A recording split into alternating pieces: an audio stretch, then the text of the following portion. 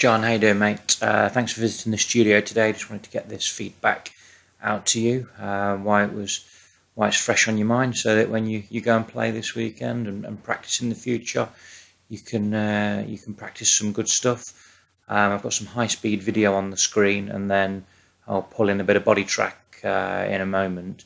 When we started the session, you talked about your ball flight and when you was playing good golf a few years ago before your break, when you was playing off sort of 3.5, 4 handicap, you always hit the ball with a little bit of a right to left draw flight, and that's how you kind of see the game, and that's how you want to hit it.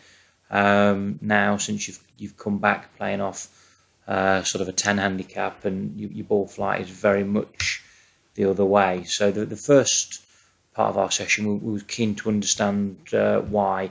We did a bit of launch monitor work and hit some irons and some drivers, and your path averaged 5 degrees to the left from out to in. And we obviously discussed how to hit a draw, we need to pop the path up the right, maybe 4 or 5 degrees. If the face is slightly close to that, you'll draw the ball back. This is the swing, and this is what it looks like. Nothing wrong with the setup, or certainly for our first session, there's nothing that needs adjusting. You wind the golf club up to the top. It could maybe be a fraction shorter at the top of the stroke. It goes over a little bit, but we're not too worried about that. You will see it comes down steep, so it comes down a little over the top here, or a little, shouldn't really use that word, but certainly a little steep. And you'll see the golf club approaches the ball quite squarely, or maybe even slightly outside the ball, and then obviously from there you're going to swing left across it. So we knew that because of the launch monitor details. Within 2 or 3 swings, we got the path back up the right hand side, and we sorted that out, no problem at all. If we did re-video that, the golf club would have come down a little shallower here to achieve that and attack the ball a little more from the inside. But then what became apparent, once you changed your flight, was your centeredness of strike, the quality of strike, and where the club hit the ball. You hit a few shots heavy, so floor first, but a lot of shots just off center, particularly toe, and actually quite high in the blade. So this opened up a new line of inquiry for us, where we started to look at maybe why you'd hit it toe side and high in the face. First thing we looked at was shaft. You have a really high club speed. You're averaging with a 6-iron 91, 92 miles per hour, which matches up with tour average, PGA Tour averages. That data is taken from TrackMan.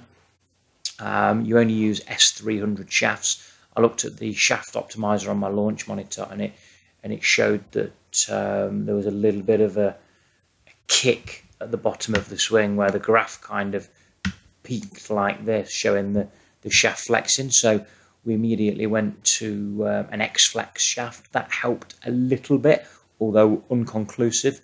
It felt a little better for you. It felt a little stronger. There were still a few strikes out the toe. We played around with a slightly longer golf club. We went 1/2 inch longer than standard. That definitely shifted strike location towards the heel, but again, fairly inconclusive. So what we then did was pull up body track. And we had a little bit of a look at what was happening to the pressure in your feet, and this was really good. It shows us that as you swing back, the pressure moved straight to the right foot, and you kept the pressure in mid-foot. So if you look at the pressure trace over here, it shows how pressure's in mid-foot. But then early in the downswing, the pressure moves way out into the toes here. So at this point here, you've got your pressure way out in your toes, 100% in your right foot, 80% in your left foot. Pressure trace has gone outwards, but then very quickly that pressure comes back inwards towards the left heel, and it gets 90% pressure in your left heel at impact with the ball. So your pressure between heel and toe isn't well balanced, and that's going to cause some complications with the quality of your strike. So we just wanted to we just chatted about how to get the trace a little bit more linear between toe and heel. I've actually got a little bit of footage here. I've not got it on this system. I was going to say I've got some. What have I got? One of the juniors. If I can find a linear trace for you.